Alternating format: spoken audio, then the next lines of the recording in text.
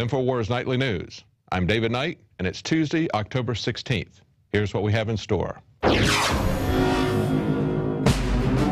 Tonight, the CIA is arming al-Qaeda in Syria as thousands of what the New York Times calls hardline Islamic jihadists invade. Then, holy there is a staggering amount of feces in our food. Plus, the nanny state goes into overdrive as an elementary school interrogates and suspends a student for drinking tea. That's up next on the INFOWARS Nightly News.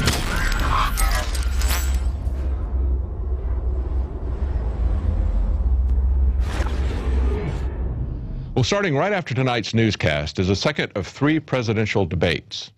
And if you've ever wondered why there's never any real discussion of issues, it's because it's a managed and staged performance. Mark Halperin of Time magazine obtained a 21-page memorandum of understanding between Romney and Obama. And listen to some of the stuff that they're agreed to. They aren't permitted to ask each other questions. They're not permitted to propose pledges to each other or walk outside a pre-designated area. There's no follow-up questions allowed from the audience, which, by the way, is supposed to be undecided people. We'll see. I don't really understand how people could be undecided at this stage. No TV cutaways to get a candidate's reaction. So basically what you're seeing is a very carefully controlled reality TV program, which explains why a North Carolina polling organization booted out Gary Johnson and actually put in, you guessed it, Honey Boo Boo. Yes, presidential poll in North Carolina conducted by an organization named Public Policy Polling excluded Gary Johnson, but asked out of 12 questions, one of the questions was, how do they feel about Honey Boo Boo? Well, Gary Johnson is being excluded from the poll questions because he has to poll, according to rules, again, that Obama and Romney have agreed to, he has to poll 15% in order to be included in the debates. That's about 3 times what Ross Perot needed to get in. And if you've seen our reports on Nightly News, we've also talked to Gary Johnson. Alex has talked to Gary Johnson about a lawsuit that he has going, saying that the Presidential Commission, which is a private organization, should not be allowed to determine the terms of debate in our presidential elections. According to the Constitution, anyone who's on the ballot in enough states to win really should be included in these processes, and it's difficult enough to get on with ballot access rules, but certainly we would like to have a real discussion of real issues, and that's just not going to happen in the controlled circumstances we have with Obama and Romney. Well, besides the crap that they're feeding us in the presidential debates, we are being given a staggering amount of feces in our food. A recent Bloomberg article entitled "Asian Seafood Raised on Pig Feces Approved for U.S. Consumers" explained that much of seafood that's imported in the United States from Asia is actually raised on pig feces.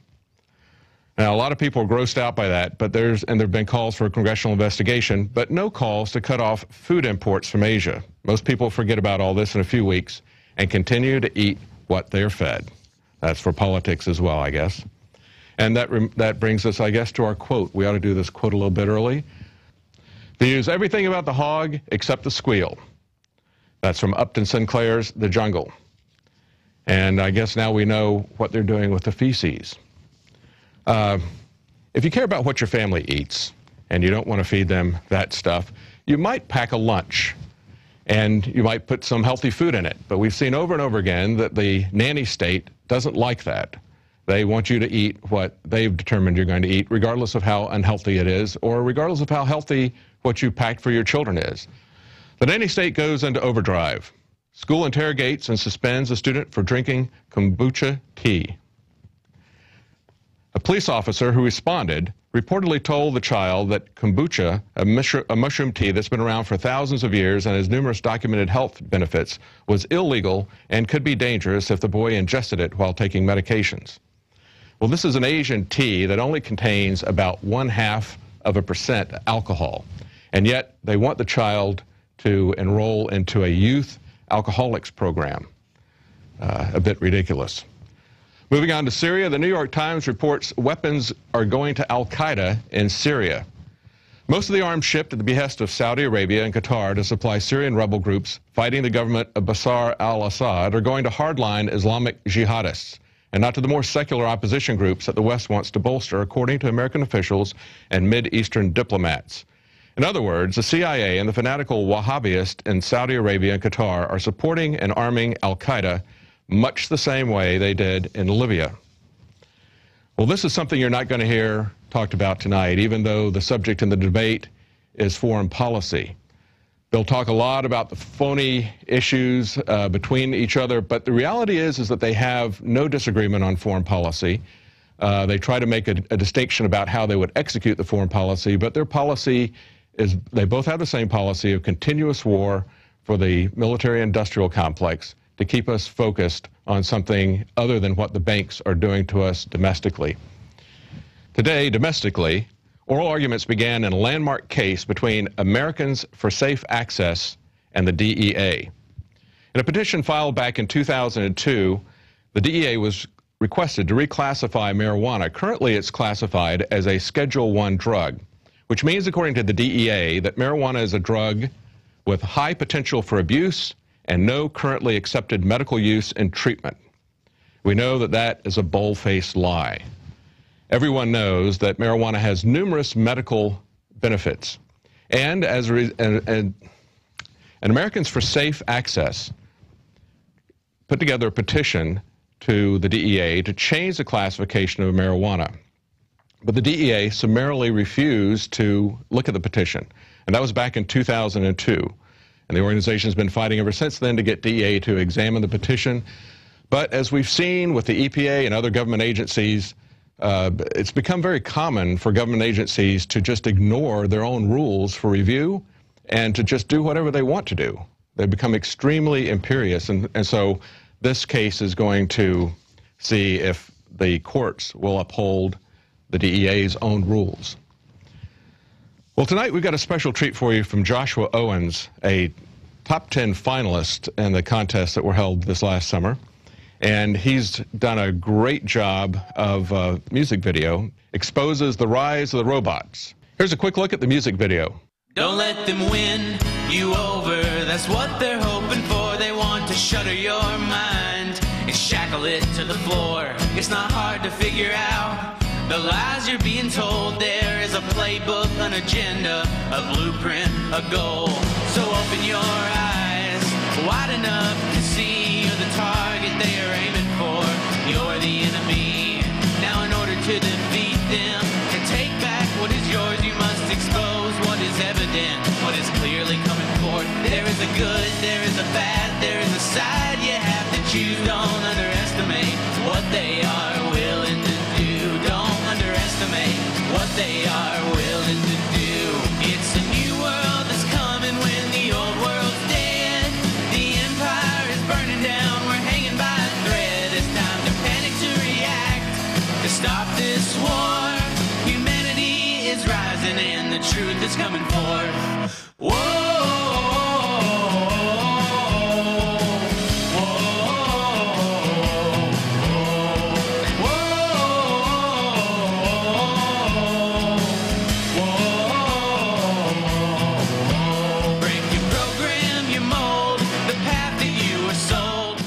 Well, last weekend there was a music festival here in Austin, Austin City Limits Festival. About 75,000 people a day for 3 days. And we had a little bit of an intra-office contest going where we handed out new copies of the glossy magazine that came out middle of this month. Here's a look at a couple of those entries. And we'll be back right after this break. Hey everybody, this is Rob Duke for INFOWARS.com. I'm out in front of the Giant ACL Music Festival. This is 2012. Hundreds of acts. There's going to be over 100,000 people coming here during the day, and I've got the new INFOWARS glossy magazine that I'm going to be passing out for free until I'm out. I brought a wagon full, as you can see down here. So we're going to see what happens when people get freedom for free. Hey guys, free magazine. Freedom while it's still free.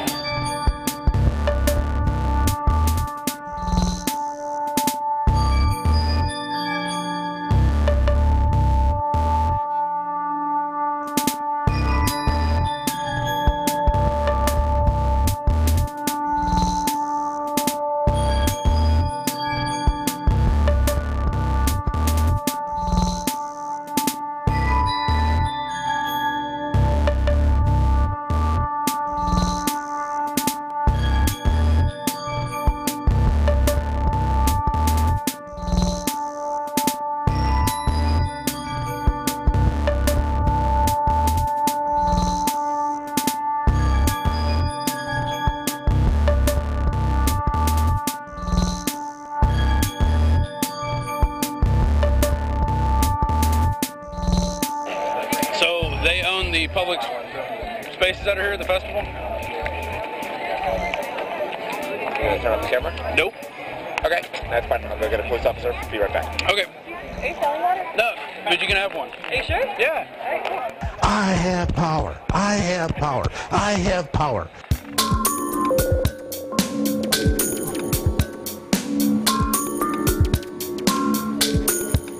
I have power. I have power. I have power.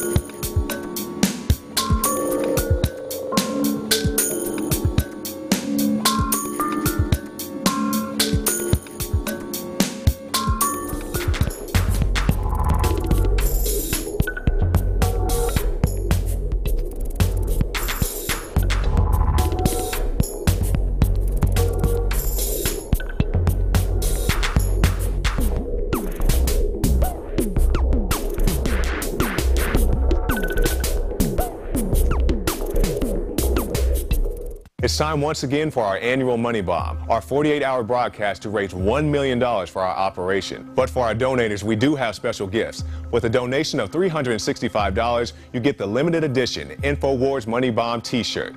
With a donation of $500, you get not only the t-shirt, but also 5 DVDs. And with a donation of $1,000, you get the t-shirt, the DVDs, and the limited edition INFOWARS Money Bomb Bullhorn, pre-recorded with a special message from Alex himself. Now be aware that your contributions do not have to be limited to donations. The INFOWARS shop will be up and operating the full 48 hours. But the action isn't limited to InfoWarsMoneyBomb.com. Stop by eBay for these great gifts, such as the INFOWARS Sledgehammer, broken in and signed by Alex himself. Oh yeah, New World Order.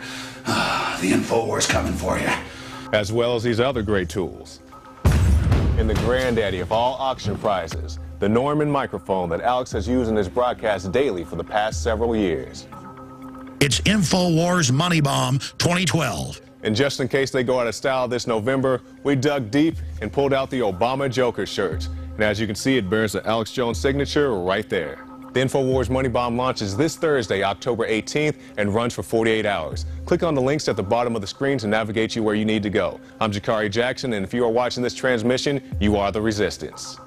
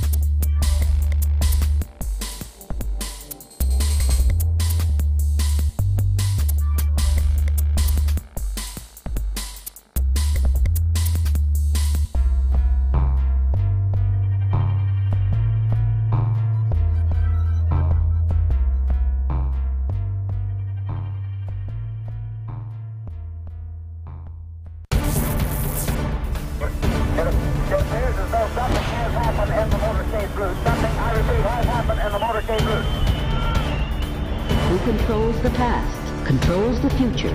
Who controls the present, controls the past. The death of bin Laden marks the most significant achievement to date in our nation's effort to defeat al-Qaeda. All you gotta do is start looking around, start thinking for yourself, start investigating things, and you will see it all right there. So you have the power. Humanity has the power. We have the power. Do you want to fight? You better believe you got one! Let us never tolerate outrageous conspiracy theories. As for me, give me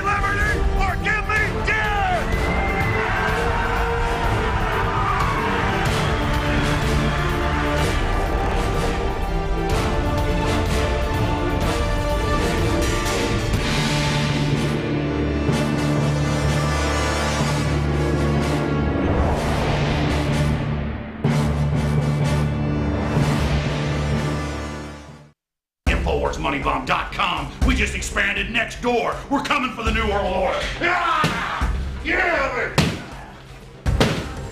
It's InfoWars Money Bomb 2012. 48 hours to change the world. Here's freedom. InfoWarsMoneyBomb.com to read our mission and to see the amazing roster of guests we've got lined up, sharing their insights on liberty and resistance to tyranny. I got involved in radio and TV as well as filmmaking 17 years ago because I didn't like the direction I saw our country and our world going in. The attacks on basic freedoms like the Second Amendment, the move towards collectivism in the nanny state. And over the last decade and a half, InfoWars.com and my radio show and the films have become really part of the core resistance to tyranny worldwide. It seems like yesterday, but it was more than 5 years ago that I was sitting in my small office of about 3,000 square feet and realized that we were already reaching millions of people a week and that we had a responsibility to expand our operations in the face of the globalist. It was listeners 5 years ago that demanded we have a money bomb and expand our operations. We've gone from less than 10 crew members to more than 50 today. 5 years ago, I was reaching about 3 million people a week. Now it's 15 million a week conservatively. Imagine what will happen if you just tell one person a day about InfoWars.com or our news reports that are online. Imagine what will happen if you donate just $5 or $10 to InfoWarsMoneyBomb.com and allow us to go to the next level and put the nightly news out on free-to-air satellite worldwide. No, that one action won't save the world, but it will trigger brush fires in the minds of men and women everywhere that will bring down the globalist and restore humanity on the right path of justice and liberty and a level playing field. We have a choice: the globalist dark age of control freak technocracy or 1776 worldwide. This October 18th and 19th, from Thursday morning right through into Saturday morning, it's InfoWars Money Bomb 2012. 48 hours to change the world. I'll see you live with the free video and audio streams emanating from PrisonPlanet.com and InfoWars.com. I'm Alex Jones, defending liberty, resisting tyranny.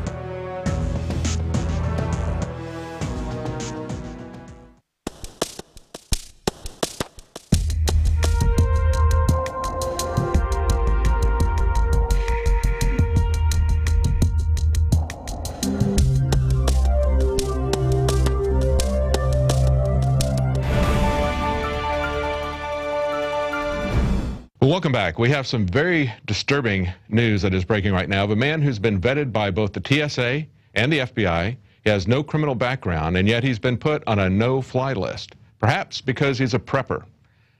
Imagine that you're traveling abroad, overseas, and your plane stops in a banana republic, and some armed guards come on the plane and take you off and tell you that you're not allowed to fly. You can't continue on your journey, and you can't go home because you're on a no-fly list. Well, the Banana Republic is the United States government, and the island is Hawaii. And that's exactly what happened to Wade Hicks Jr. We've got in the studio here with us on Skype, we've got Douglas Hagman, who brought this story to us. And Douglas is founder and director of the Northeast Intelligence Network, a 26-year veteran and private investigator who's worked for the Department of Justice, the FBI, the New York and Penn State Police. He's written a book on tactical surveillance, and he's a CEO of a multi-state licensed private investigative agency.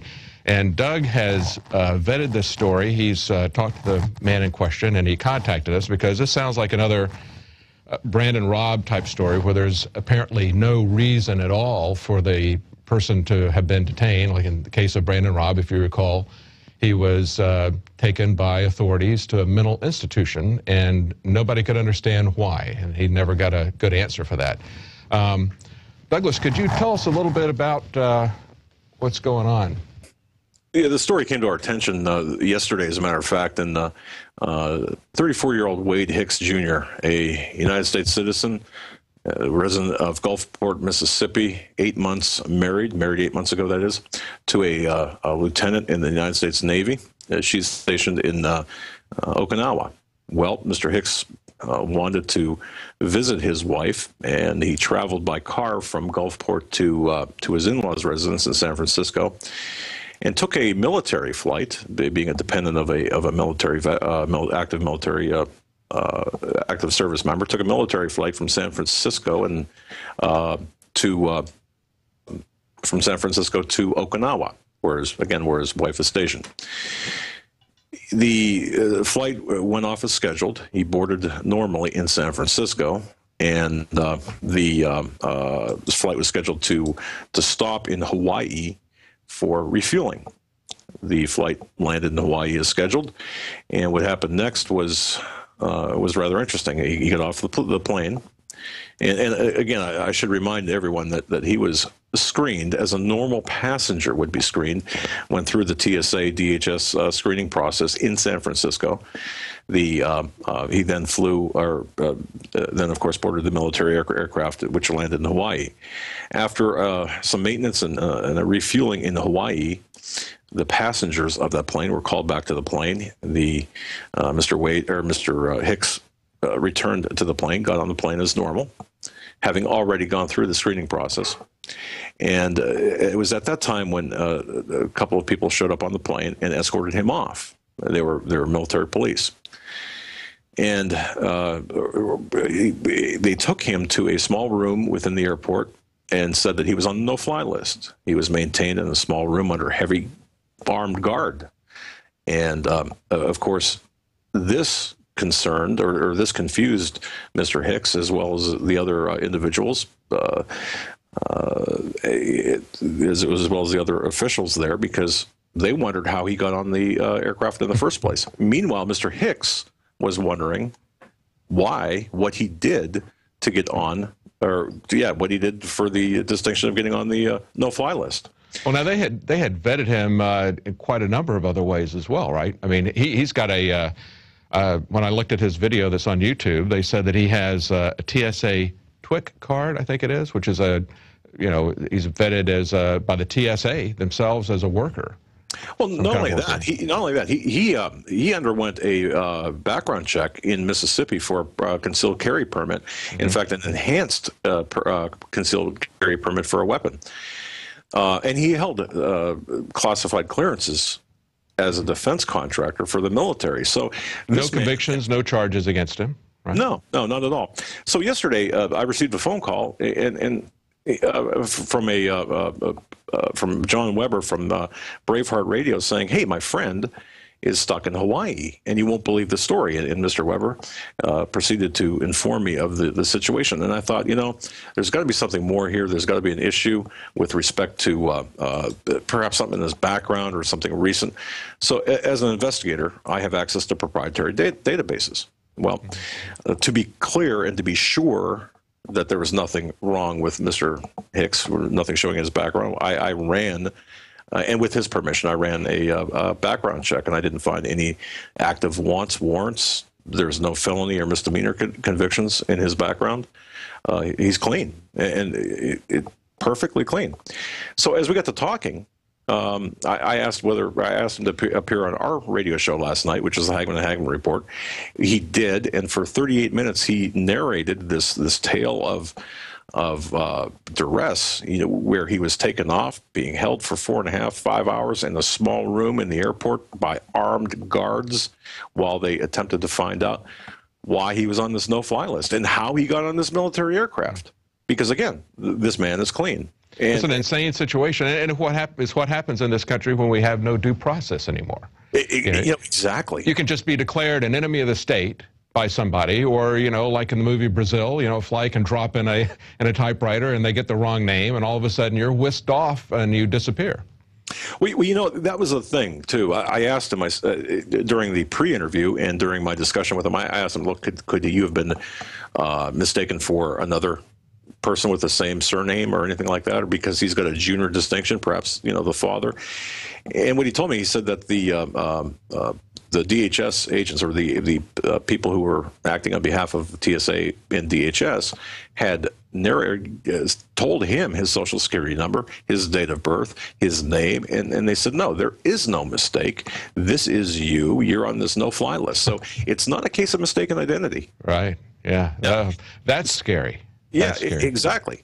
So, to be honest with you, the only thing that I could find in his background were a couple of YouTube videos, one in which he was reading the Constitution in front of City Hall during I believe it was a Tea Party rally. Certainly nothing objectionable.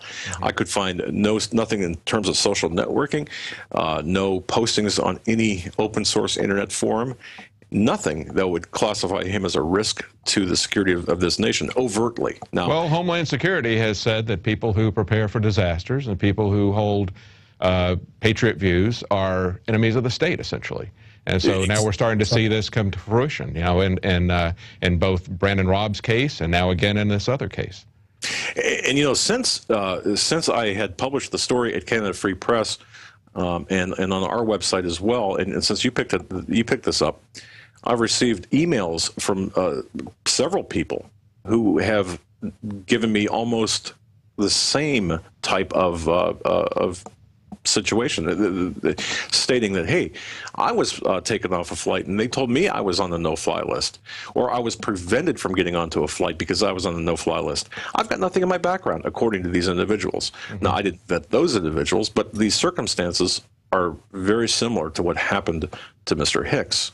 So it looks like there's something going on here. It looks like, you know, perhaps, you know, there's something taking place right now that something being activated, perhaps. I don't know, but it certainly is not. Well, even if they don't admit to it being a mistake, I mean, there have been mistakes. They're human like anybody else. They do make mistakes. They've put young children on no-fly lists. Hopefully it's something like this, but I think the thing that needs to concern every American is the fact that there is no due process.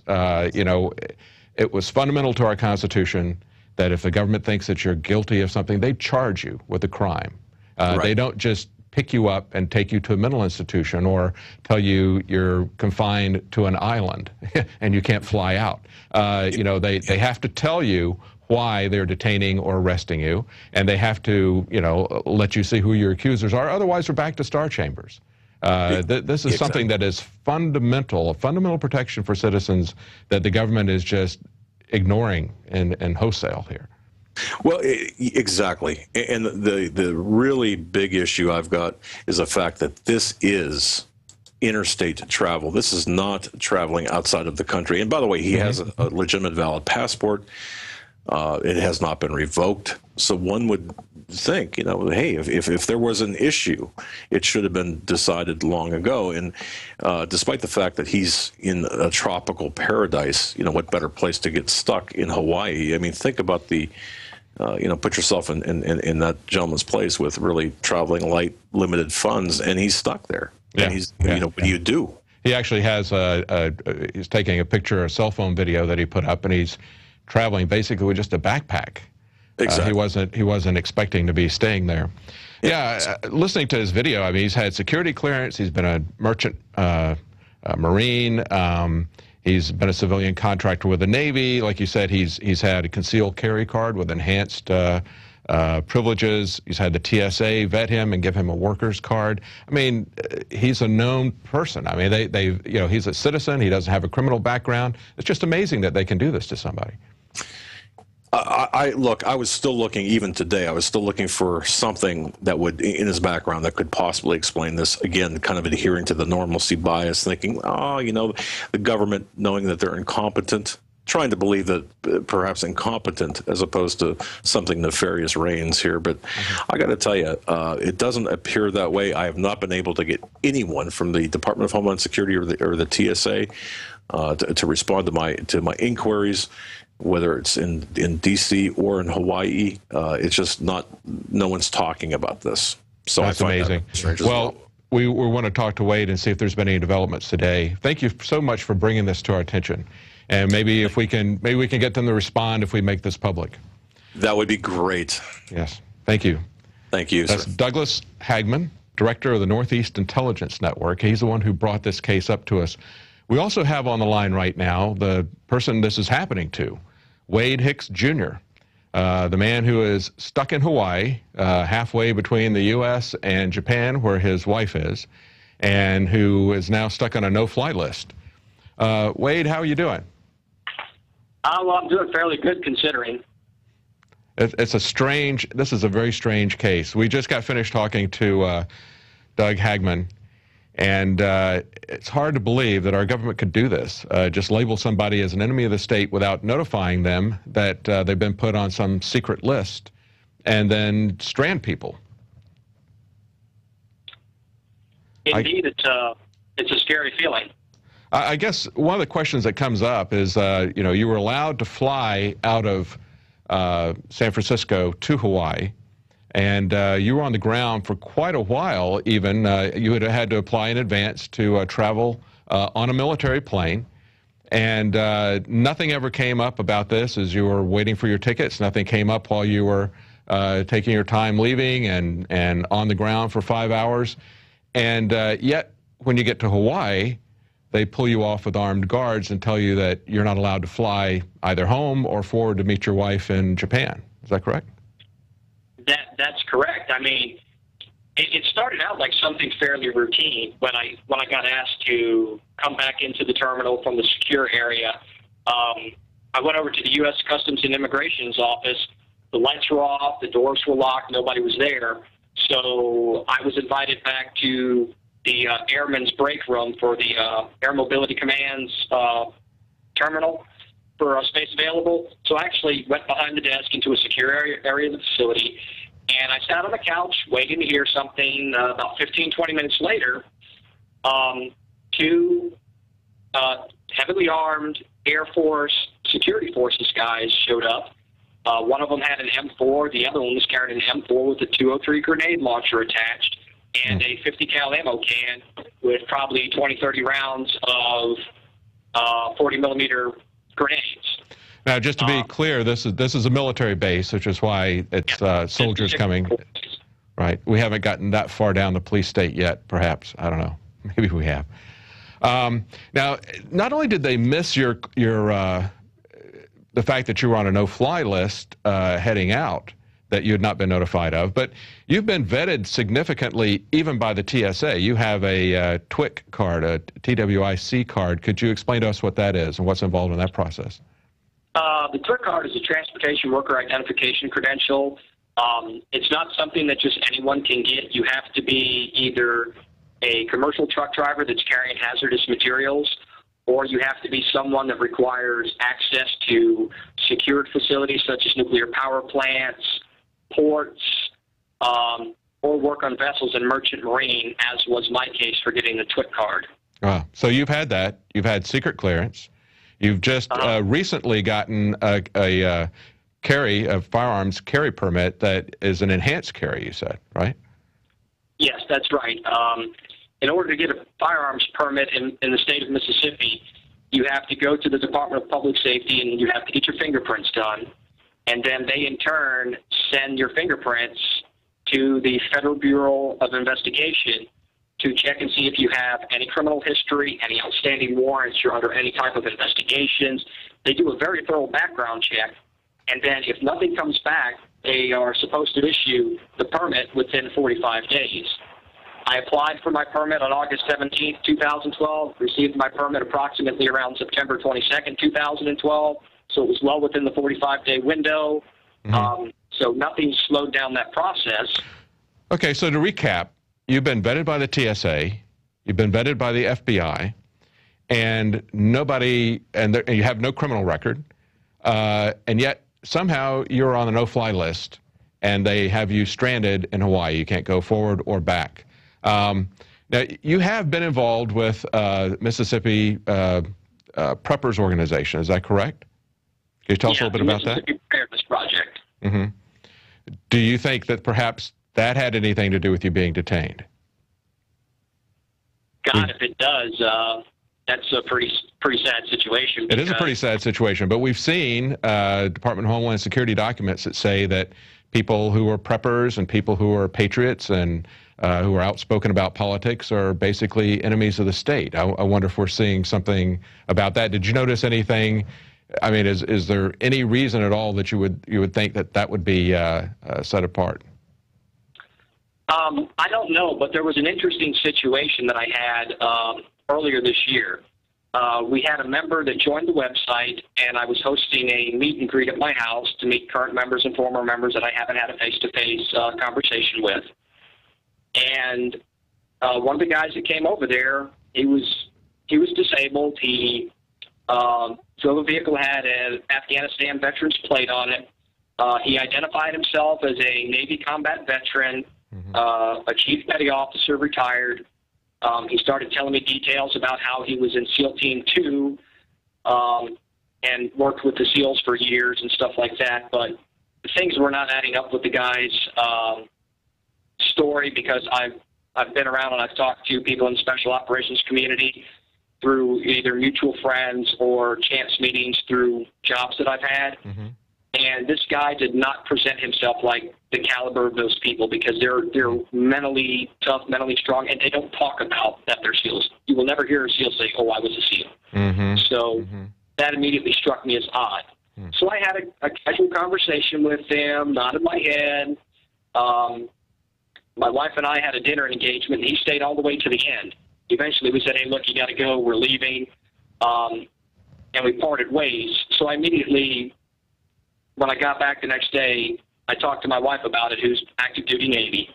And I said, something doesn't seem right. I'm going to go contact Special Operations people in Coronado, California, and see if I can run a Freedom of Information Act request on this guy to vet him and see if he was indeed a SEAL.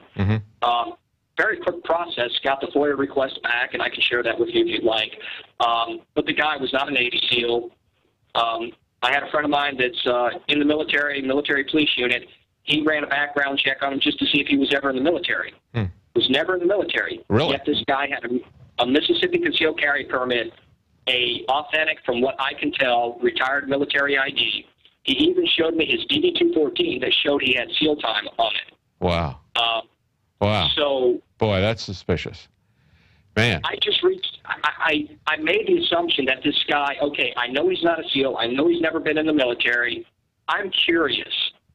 It just so happened to be, I was out driving around one day and I saw his vehicle pass. And I said, well, I'm going the same way as him, just kind of curious to see where he goes. And lo and behold, he pulls into the federal court building down in Gulfport, pulls in around the back, and there's a Department of Homeland Security office there, and he pulls into the parking lot and parks in the handicap spot. Really? And I just kept driving down the road. I said, imagine that. Wow. Wow. Oh, that's amazing information. Well, he sent to me a few days before saying, look, you showed him to one of our vets. You were careless with a firearm. He actually tried to hand a bag that it's alleged that he had a firearm, because I never searched his bag. He handed my bag off to my wife, and I said, that wasn't cool. You need to get your bag or whatever. And then he hands his bag off to someone who's active duty Air Force, EOD. And, of course, he's like, I'm not holding your bag. You'd hold your own bag. So after that incident, we said, hey, we're going to kick you off the website and don't contact us anymore because you're scaring us. Wow. So that happened several months ago. Wow. If there's anything that I could think of that would put me on the no-fly list, I guess I upset somebody at DHS, because well, that certainly is. Supposed to be some kind of agent or informant. He did a very poor job. Yeah, that certainly is suspicious. Wow. Well, in terms of, we'd like to follow into that a little bit more. But now, in terms of your immediate situation, you've contacted your senator and your congressman. I believe you said you've also contacted Rand Paul. And what have you heard back from them? You can't get anything from immigration. You can't get anything from Homeland Security or TSA. So what have you heard from your congressman? I haven't heard anything from my congressman's office. They need a public information release form, which I have to get back over to the library in Hickam and print it out and fax it to them. But I was able to fax one to my senator, Roger Wicker's office yesterday. and they're working on the process today. I received a call from them this morning. Senator Rand Paul's office contacted me yesterday and said that they would like to help me, but I'm not a Mississippi resident, so I'm not a Kentucky resident. I see. Well, so I hope that anything they can do to help, they would. Wow. Well, we're going to continue to follow your story. Please let us know what's going on with it. On the bright side, at least you're in Hawaii. You're not confined to a mental institution like they did Brandon Robb, but it's really frightening for all of our viewers to see that the government can act this way without any accountability.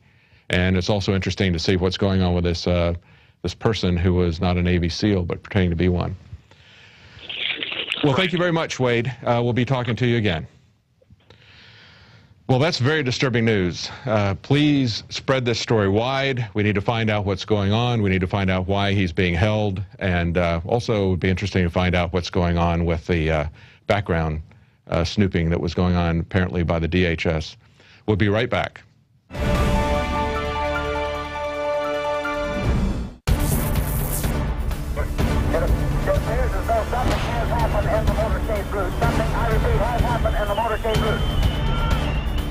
Who controls the past, controls the future.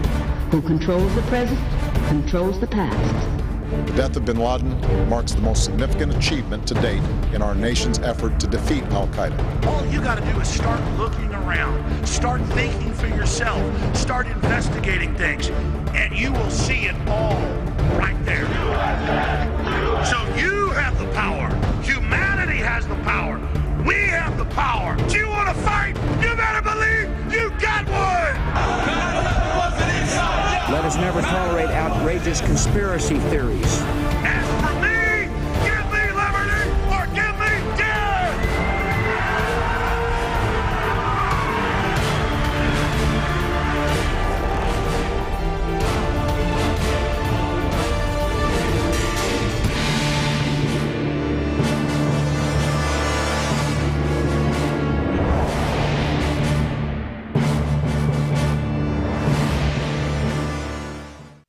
InfoWarsMoneyBomb.com. We just expanded next door. We're coming for the New World Order. Yeah! Yeah!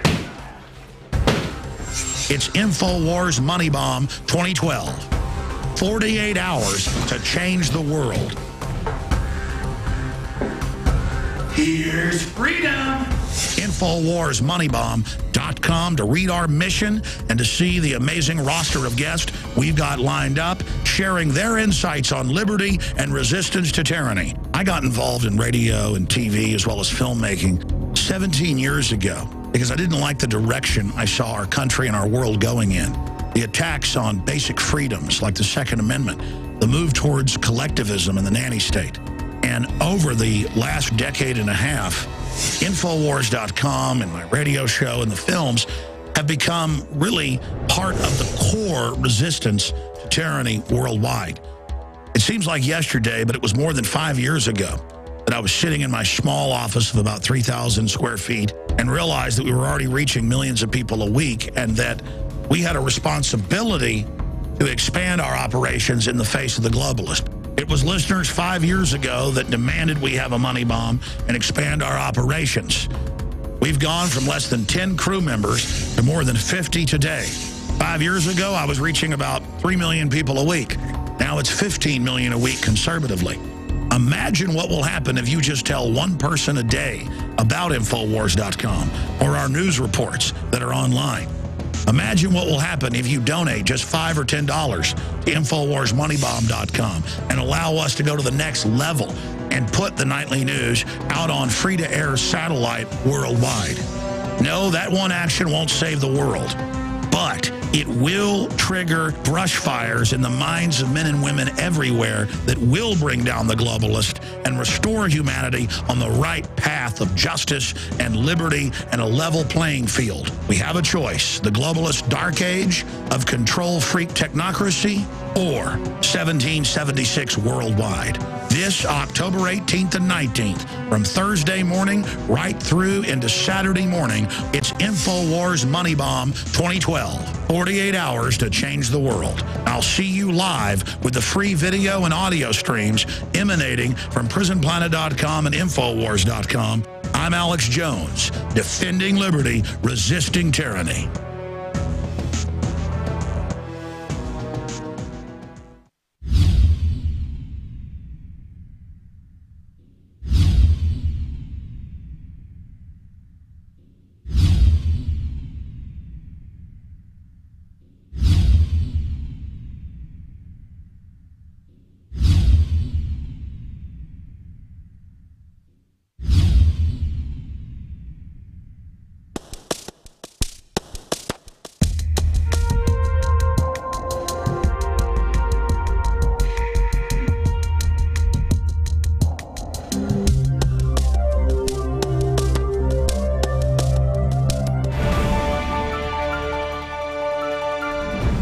Welcome back. Our next guest is Ronnie Cummings. He's a national director of the Organic Consumers Association. Mr. Cummings has been a longtime activist for clean, natural, organic food. For 15 years, he's headed this organization, and they're pushing for strict organic standards. Mr. Cummings, you're in Mexico right now, is that correct? Yes, the Organic Consumers Association has a affiliated network in Mexico called Via Organica, which translates to the organic way. And we're very much involved here south of the border in fighting against Monsanto and genetically engineered foods and promoting the growing organic movement in Mexico. Great. Now, there's a fight going on in California as well, right? Proposition 37. Tell us a little bit about how that's going. Yes. I mean, after many years of trying to get the federal government or the Food and Drug Administration to listen to the public, 90% of whom want mandatory labeling of genetically engineered foods, a group of activists about a year and a half ago decided that let's forget about the federal government for now and let's use the California ballot initiative avenue in order to try to legislate laws directly. So what Proposition 37 is a citizen-powered ballot initiative that California voters will vote on November 6th. This law will require the mandatory labeling of genetically engineered foods and genetically engineered food ingredients, and it will also ban the routine industry practice of marketing or labeling so-called natural foods that contain genetically engineered ingredients. Yeah, that's very important, I think, isn't it? You know, a lot of people are concerned about pesticides on the outside of their food, but, you know, a lot of people don't realize that what they're getting is pesticides that have been genetically engineered systemically throughout the food. Is that correct? Yes. I mean, the polling we've done in California and other places, approximately 40% of Americans feel that these genetically engineered foods are dangerous. Another 40% aren't sure whether they're dangerous or not. But one thing we all have in common is we want the ability to know what's in our food. We want to be able to choose whether to eat genetically engineered foods or not. Right now, the only way you can be sure to avoid genetically engineered foods is to buy organic foods, but these are not always available to people, which is the reason why we need mandatory labeling, just like 61 other countries in the world already have, including the European Union and Japan and China and India, Brazil, many others. That's true, but I mean, even at places like Whole Foods, they admit that a lot of their food is genetically modified, and yet, you know, their slogan is always natural, right? So, I mean, without any labeling, you really don't know what you're eating. You sure don't. I mean, in the United States today, we're buying about $32 billion worth of certified organic foods. That's, you know, 4 or 5% of all grocery store sales. But consumers are also purchasing an even larger amount, $50 million worth of so-called natural or all-natural food and products. And when you look more closely, you find that there is nothing regulating the use of the word natural. In other words, it's a hype. It's greenwashing. Mm-hmm. So even in these natural food stores like Whole Foods and Trader Joe's and in the natural section of conventional supermarkets, whether you're talking about H-E-B or Safeway or Publix, a lot of the stuff out there that bears the natural label is not natural at all. It was produced with genetically engineered seeds, pesticides were used, chemical fertilizers, so on and so forth. So our message is beware of natural, and if you want something really natural, look for organic. And that's the reason why we wrote into the ballot initiative in California, Proposition 37, that it will be against the law after November 6th in California to call something natural or all natural unless it really is.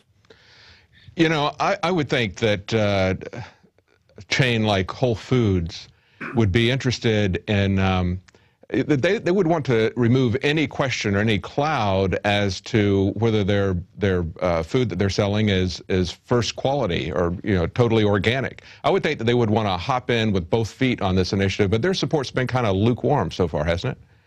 It has. It's taken a tremendous amount of pressure coming from public interest organizations such as Organic Consumers Association, or networks like Natural News or Mercola or Cornucopia Institute and Alex Jones' network to force Whole Foods to, first of all, they finally endorsed Proposition in California saying they support it. But now, last few weeks, the pressure has been, it's not enough to just endorse. You're a multi-billion-dollar company. How about putting some serious resources into supporting Prop 37? So, and that's a real important issue, isn't it? Because, I mean, you're really, you know, there's a lot of money on the other side that's coming. How is that kind of stacking up in terms of the for and against advertising funding? Yes, I mean, what's happened is that the people trying to deny us the right to know whether our food is genetically engineered or not, that is the biotechnology companies, the big multinational food corporations, the big supermarket chains, they have raised over $40 million so far, which is quite a bit for a state ballot initiative, in order to put a barrage of misleading and outright lying ads on television telling people that, oh, if you vote yes on Prop 37, it's going to raise your grocery bills. It's going to create a vast bureaucracy in the state of California. It's going to hurt California family farmers. It's going to hurt small grocery stores and so on and so forth. Our side, the side pushing for yes on Proposition 13, has managed to raise about $6 million so far. So we're being outspent almost 7-1, and this has had an impact. The latest poll we did, we're still ahead in California, but we're only ahead by 8 points, 48 to 40, and we were ahead by 30 points a month ago. So we're making sure that we raise every dime we can, and we're also countering the power of this vast budget that Monsanto and the big agriculture have and big supermarkets. We have 10,000 volunteers out in the field in California who are leafleting every day out in front of grocery stores. We're tabling at county fairs and events and campuses and so on. We also have volunteers now organizing themselves into these phone banks, calling registered voters in California. We've been able to put up quite a few ads on the radio. We're the dominant voice, of course, on the internet and the social media, but we're building up our war chest so that we can at least, in the last 2 weeks of the campaign, get out a lot of television ads to counter the lies that are out there. We're confident we're going to win, but we can't win without a certain amount of money and without a vast number of volunteers helping us. It certainly would make sense, it seems to me, for Whole Foods, if they want to maintain consumer confidence that they are getting true, whole, natural foods, that they would want to jump in with this. I can't understand either how they could argue, how the other side could argue that this is going to increase food costs. I mean, there's labels with extensive ingredients on there right now on all the foods that people buy. Well, what is their argument for that? How do they try? Do they try to support that, or do they just make an assertion? They're just making that assertion because they know that most Americans are financially stressed these days, and that the cost of food is a major factor in our household budgets. So they're trying to say that this is going to raise the cost of your food hundreds of dollars a year. And, you know, they have no basis for saying this, because the bottom line is that if a company like Kellogg's, for example, wants to admit that there's genetically engineered corn in their Kellogg's Corn Flakes or in their Kashi, so-called natural cereal, all they have to do is the next time they print labels on these cereal boxes, they add a few words saying it was produced using genetic engineering. The cost of this ink, of course, is negligible. I mean, what they're really talking about in industry is that they want to keep concealing from us the fact that these subsidized, taxpayer-subsidized genetically engineered crops, corn, soybeans, corn, sugar beets, canola, and so on, you know, reduce their costs, their input costs a little bit. Yeah. But the bottom line is that the public wants a choice. If you look at the European Union, for example, which is the largest agricultural market in the world, when they required genetically engineered foods to be labeled over a decade ago, it did not cause a rise in food prices. What it does cause is consumers to pay attention to labels and for them to voice their concerns to their grocery stores and to the manufacturers if they're utilizing a technology, in this case genetic engineering, that has not been properly safety tested and is not properly regulated. That's right. It's not going to raise their costs. What it might do is it might lower some of their profits temporarily until they start providing people what the people really want. That's correct. Exactly. Well, I certainly wish you the best, and we're going to continue to cover this. Keep us informed as to how things are going. And we're all, everybody, even though we're here in Texas, this is something that affects the entire nation. So hopefully people all over the nation will pay attention, and not just large corporations like Whole Foods, but maybe individuals will send some money to support this, because it's something we're all into. We appreciate it. Thank you very much. Thank you. Keep up the good work. Thank you. Good night. Well, that's it for the Nightly News. I'm David Knight. Don't forget that our money bomb is in just 2 days. We're going to have a 48-hour money bomb, but you can start donating now. And you're not going to find the mainstream news talking about issues like someone being put on a no-fly list and stranded in away from home. That's not the kind of stories that they cover. But INFOWARS does. We'll see you back here tomorrow, 7 p.m. Central.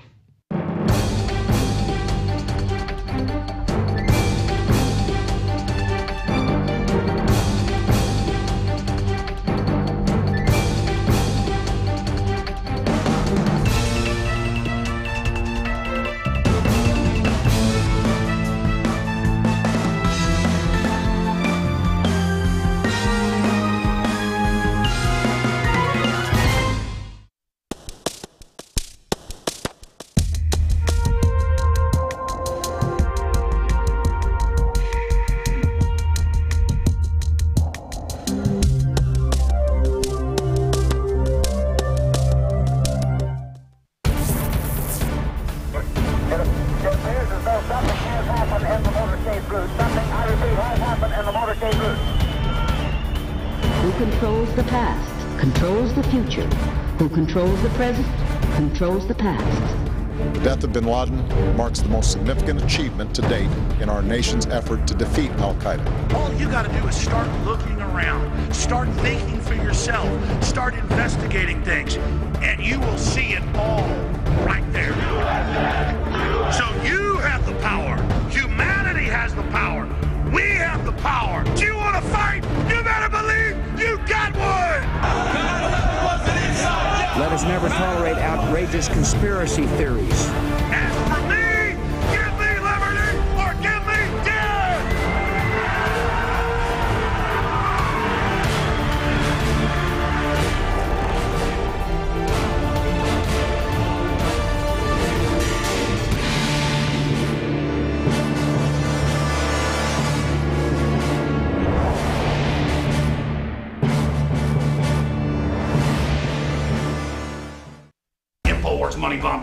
bomb. We just expanded next door. We're coming for the New World Order. Ah! Yeah! It's INFOWARS Money Bomb 2012. 48 hours to change the world. Here's freedom. InfoWarsMoneyBomb.com to read our mission and to see the amazing roster of guests we've got lined up, sharing their insights on liberty and resistance to tyranny. I got involved in radio and TV as well as filmmaking 17 years ago because I didn't like the direction I saw our country and our world going in. The attacks on basic freedoms like the Second Amendment, the move towards collectivism in the nanny state. And over the last decade and a half, Infowars.com and my radio show and the films have become really part of the core resistance to tyranny worldwide. It seems like yesterday, but it was more than 5 years ago that I was sitting in my small office of about 3,000 square feet and realized that we were already reaching millions of people a week and that we had a responsibility to expand our operations in the face of the globalist. It was listeners 5 years ago that demanded we have a money bomb and expand our operations. We've gone from less than 10 crew members to more than 50 today. 5 years ago, I was reaching about 3 million people a week. Now it's 15 million a week conservatively. Imagine what will happen if you just tell one person a day about Infowars.com or our news reports that are online. Imagine what will happen if you donate just $5 or $10 to InfoWarsMoneyBomb.com and allow us to go to the next level and put the nightly news out on free-to-air satellite worldwide. No, that one action won't save the world, but it will trigger brush fires in the minds of men and women everywhere that will bring down the globalist and restore humanity on the right path of justice and liberty and a level playing field. We have a choice: the globalist dark age of control freak technocracy or 1776 worldwide. This October 18th and 19th, from Thursday morning right through into Saturday morning, it's InfoWars Money Bomb 2012. 48 hours to change the world. I'll see you live with the free video and audio streams emanating from PrisonPlanet.com and InfoWars.com. I'm Alex Jones, defending liberty, resisting tyranny.